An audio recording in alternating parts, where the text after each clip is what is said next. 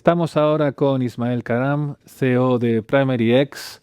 Ismael es un amigo de Token City y miembro de Token City, así que estamos encantados de darte la bienvenida, Ismael. Muchas gracias, Javier. El gusto también es mío estar aquí. Me gustaría, tú tienes una ya importante, muy interesante carrera en el mundo financiero y me gustaría que nos explicaras un poquito tu recorrido y cómo fue que llegaste a la tecnología blockchain. Hablamos con personas de todos los ámbitos de alguna manera u otra y siempre hay un momento en el que apareció el blockchain y todo cambió de alguna manera, ¿no? Entonces me gustaría que nos lo pusieras en el contexto de tu propio recorrido personal.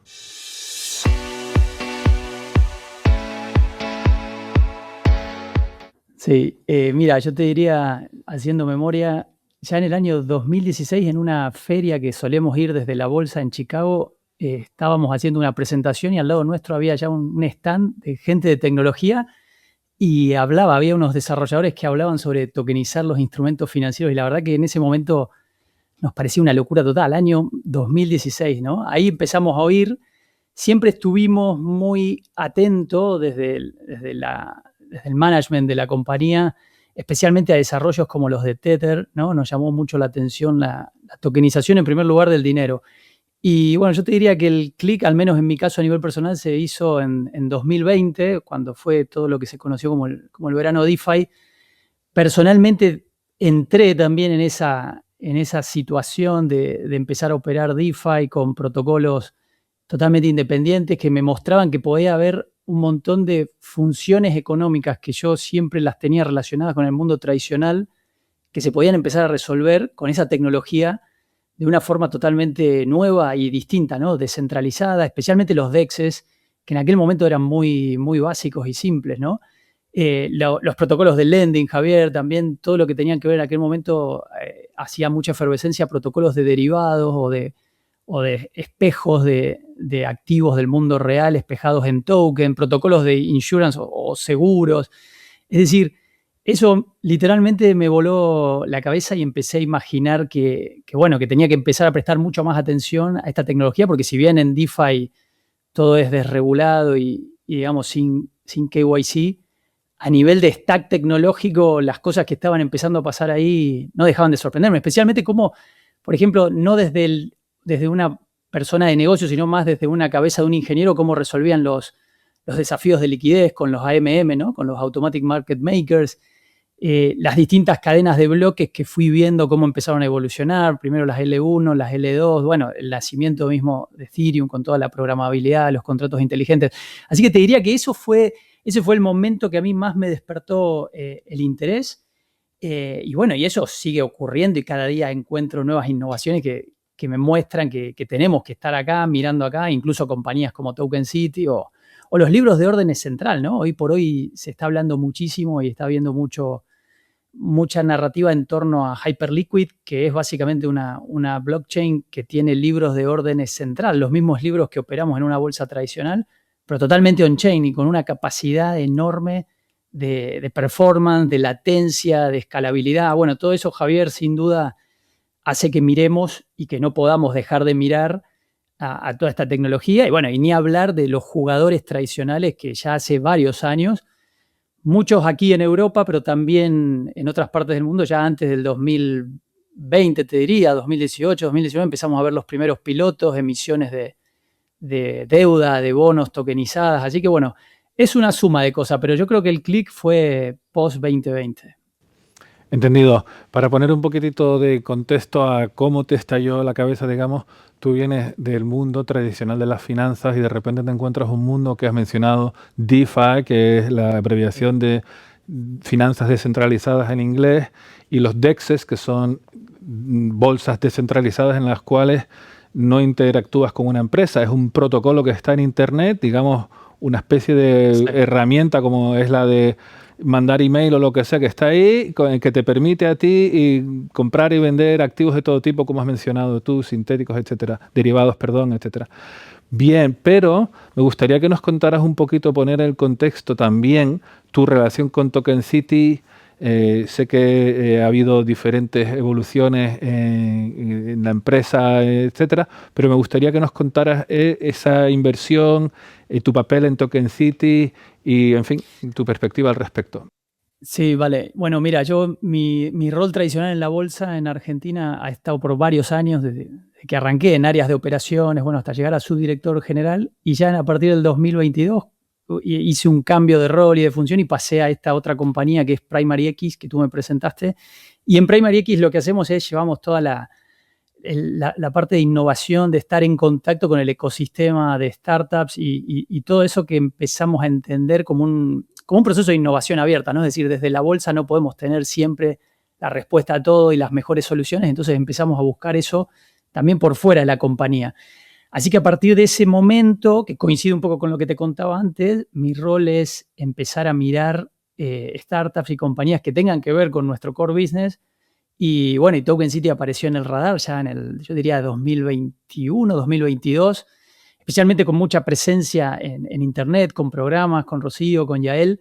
Y bueno, empezamos a tener contacto cada vez más seguido y bueno, yo liderando esta empresa que hace también inversiones de Venture Capital, bueno, tomamos la decisión porque veíamos que era un activo estratégico, clave, poder estar dentro de una compañía así, entender cómo se desarrolla la tecnología, cómo se desarrolla especialmente la regulación, ¿no? Todo el liderazgo que ha tenido Yael y equipo en relación al pilot regime y a todos los cambios que hubo de normativa en la ley de mercados de capitales aquí en España. Así que fue una decisión bastante natural, es decir, por el hecho de estar en un fondo de venture capital que se dedica a fondo de venture capital corporativo, es decir, inversiones de riesgo, pero que tengan que ver con el core business de la compañía, apareció Token City en el radar y bueno, claramente hizo match. Así que así fue el proceso. Vale. Cuando hablas de la compañía, digamos, la compañía madre es Matba Rofex, ¿no? Que ahora se llama A3, corrígeme si me equivoco.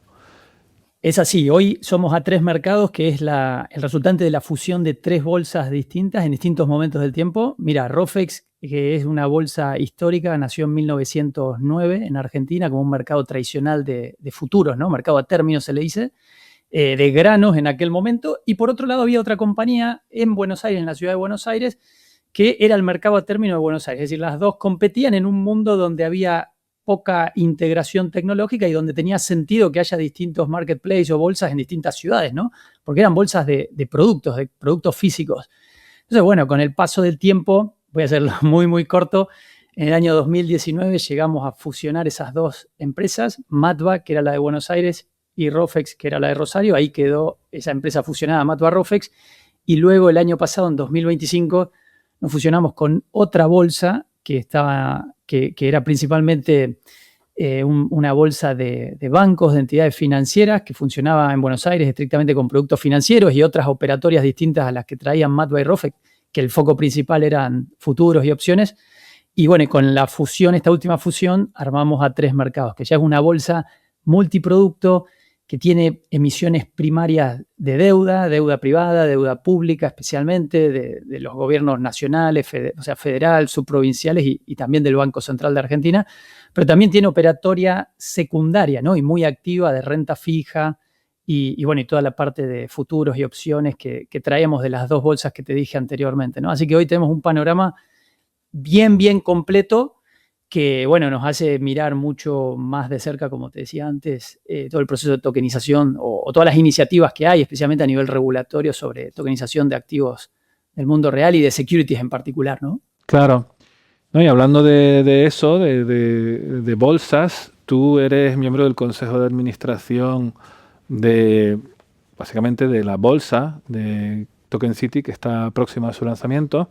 Entonces tienes de alguna manera, pues oye, una ventana privilegiada tanto a tu propio país como a lo que está ocurriendo aquí, cómo se gesta todo ese proceso. Me gustaría que lo pusieras un poco en contexto. ¿Qué ves en España que te gustaría ver en Argentina? ¿Qué ves en Argentina quizá que te gustaría ver en España? Hablamos, por supuesto, la tecnología lo permite todo, básicamente hoy por hoy. Sí. Hablamos ahora mismo de regulación, ¿no? De lo que permite la ley. Sí. Bueno, algo que nosotros vemos con mucho interés es el proceso que ha pasado España, obviamente a través de formar parte de algo mucho más grande que es la Unión Europea, de toda su participación en el régimen piloto DLT. Eso sin duda es es un enfoque que todavía está lejos de ocurrir en Argentina, es decir, que se piense una normativa o una ley, en aquel caso, porque no existen las directivas u otro tipo de normas que existen acá a nivel europeo, que piense las infraestructuras, Javier, es decir, cómo funcionan las infraestructuras del mercado tradicional, es decir, una cámara de contraparte central, una entidad de registro, un sistema de pagos, lo que se conoce como Financial Market Infrastructure, que sean basadas en tecnología DLT. Eso, la verdad, y conectando con la pregunta que me hiciste anteriormente sobre cómo decidimos el ingreso a Token City, esa regulación creo que fue clave, ¿no? Porque te ayuda a pensar cómo tu negocio, de ser una infraestructura tradicional, va a ir cambiando a lo largo del tiempo, ¿no? Y hoy ya no es a lo largo del tiempo, hoy aquí en España ya es una realidad. Así que eso es algo que creemos que tiene que ocurrir en Argentina. Se avanzó mucho el año pasado, en 2025, con las normativas sobre tokenización de securities, pero en un modelo distinto al que se avanzó en España, ¿no? Aquí en España estoy viendo que evidentemente lo que está funcionando es la tokenización nativa desde la reforma que hubo en 2023, donde tú ya simplemente al emitir el token ya estás creando el security en la medida que existe al adherir, bueno, y todo lo que sabemos, ¿no? Que se tiene que hacer de acuerdo al marco normativo. En Argentina el proceso de tokenización avanzó mucho, pero con el modelo de wrapper, o sea, de envoltorio o de gemelo digital. De forma que tú no estás pudiendo encontrar todas las eficiencias que trae el modelo español, ¿no? Porque tienes que tener todo el canal tradicional al cual le agregas adicionalmente una tokenizadora, un PCAB, que sería un proveedor de servicios de activos virtuales, lo que aquí se conoce como CASP. Eso también es una particularidad a mencionar. En Argentina, los securities token, el regulador los derivó a su distribución no por el lado de los brokers bursátiles tradicionales, como veo que ocurre aquí en España, sino más bien sobre lo que aquí serían los CASP. Es decir, yo creo que eso tiene que ver también con particularidades de los mercados, ¿no? En Argentina el mundo cripto se adoptó o tuvo una adopción infernal, especialmente en el sector retail minorista. En cambio, aquí en España, evidentemente, en España, en la Unión Europea o en otros países, ha tenido mucha mayor acogida en términos institucionales, corporativos o empresas que manejan fondos de terceros, ¿no? Lo que llamamos instituciones financieras. Entonces, bueno, como en Argentina está muy desarrollado el sector de los CASP y tienen mucha llegada y dan mucha accesibilidad a nuevos públicos, a personas jóvenes, ¿no? Que nunca abrirán una cuenta en una sociedad de bolsa, pero sí en un CASP. Creo que por esa razón, a lo mejor circunstancialmente y coyunturalmente, y por lo que ha pasado en Argentina, la distribución de los securities token va por esa otra vía, ¿no? Que cuando lo miro, como dices tú, desde la ventana de Token City, tengo esa posibilidad de ver cómo funciona aquí. Hay varias cosas que son distintas, pero bueno, evidentemente nunca el legislador legisla en el vacío o en el aire, sino en base a lo que va ocurriendo en cada mercado, ¿no? Claro. Pero bueno, para resumir, veo eso. También nos está faltando un avance, yo diría, en legislación sobre stablecoins. Es decir, circula muy activamente stablecoins, especialmente basadas en dólares, USDT o USDC, en el caso de Argentina.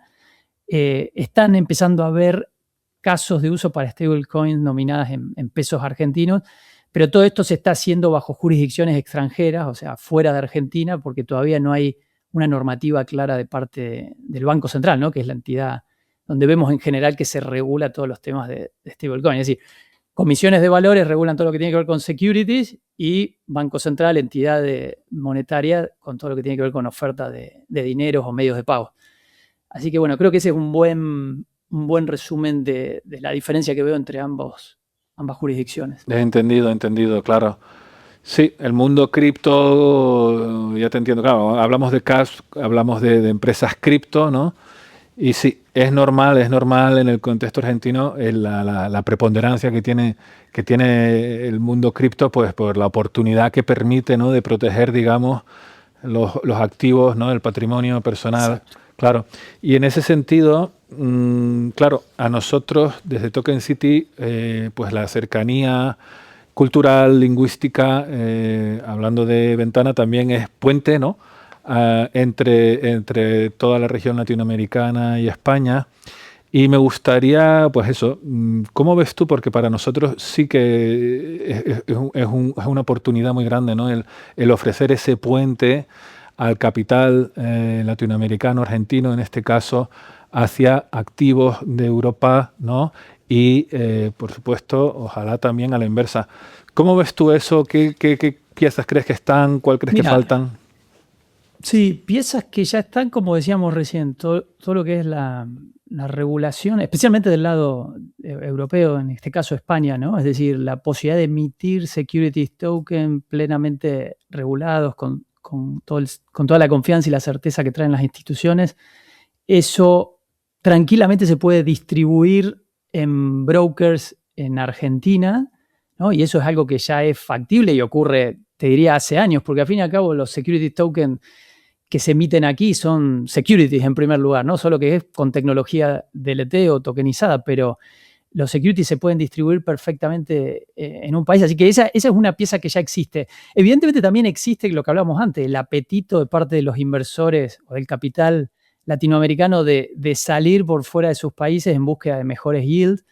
O en primer lugar, más que salir en búsqueda de mejores yields, en primer lugar es dolarizar, ¿no? Muchas veces el ahorro de los latinoamericanos se mide, la unidad de cuenta o la divisa que uno utiliza es el dólar. Entonces, bueno, los securities sean emitidos en dólares o en euros, que son monedas mucho más fuertes que las monedas latinoamericanas, llaman la atención de esos inversores. Entonces, eso creo que es lo que está. Lo que sí yo veo que va a tener desafíos, evidentemente, es que, bueno, o sea, la liquidez en primer lugar, ¿no? Que esos securities tokens sean mercados líquidos donde uno pueda entrar, pero también pueda salir fácilmente, o sea, en mercado secundario. El hecho del riesgo cambiario también es otra consideración a tener en cuenta. Es decir, la tasa de cambio entre el dólar y el euro va fluctuando, lo vemos día a día, semana a semana, especialmente con todos los conflictos o las políticas actuales de Estados Unidos. Entonces, bueno, eso también puede, es decir, hoy los inversores latinoamericanos, puntualmente los argentinos, están muy acostumbrados a invertir en la bolsa americana, a pensar en dólares, pero bueno, tener un yield en otra moneda como el euro, que también tiene alguna variación y volatilidad contra el dólar, eso puede ser un desafío, ¿no? En cuanto a la tasa de rendimiento final de esa inversión. Y sin lugar a dudas, Javier, creo que también lo que va a ser un desafío, pero sobre el que se puede trabajar, es el conocimiento de las empresas de aquí, de las marcas de aquí, porque es cierto que los inversores cuando invertimos, miramos también quién es el emisor. Entonces, si tú vives en un país donde una empresa pyme, no voy a decir una multinacional, pero una pyme española no la conoces o no te dice nada su nombre, bueno, por ahí eso es otra barrera, pero que evidentemente se puede gestionar y con mucha información y dando información sobre ese emisor, ¿no? Pero bueno, yo creo que y el tratamiento impositivo, sin lugar a dudas, porque todo lo que dijimos siempre hay que tamizarlo en primer lugar por el tratamiento impositivo. Es decir, puedes tener los mejores yields, los mejores instrumentos fuera de tu jurisdicción, pero si tu hacienda local los digamos, penaliza a nivel impositivo, bueno, eso también te hace cambiar la ecuación de rentabilidad de esa inversión, ¿no? Entonces eso es algo que continuamente hay que estar mirando para ese tipo de integración. Pero bueno, las piezas están, las piezas iniciales están y las más difíciles de conseguir que son la regulación, creo yo. Entendido. Sí, bueno, tenemos que ir cortando ya, solamente puntualizarte que tienes razón, es verdad que invertir en una empresa de mediano tamaño que no conoces, en principio es un riesgo, pero siempre existe la posibilidad de que quien pone esas operaciones a disposición del gran público, al final pues tiene la capacidad de construir un track record que al final eso, claro, es una manera de generar confianza que puede ayudar mucho, sobre todo si los retornos son muy interesantes. Pues Ismael, un placer hablar contigo. Por supuesto, esperamos contar contigo cuando haya más noticias, sobre todo la gran noticia que queremos dar conjuntamente. Así que esperamos verte muy pronto. Por supuesto. Gracias, Javier, por la invitación y bueno, el mayor de los éxitos para Token City. Muchísimas gracias. Cuídate.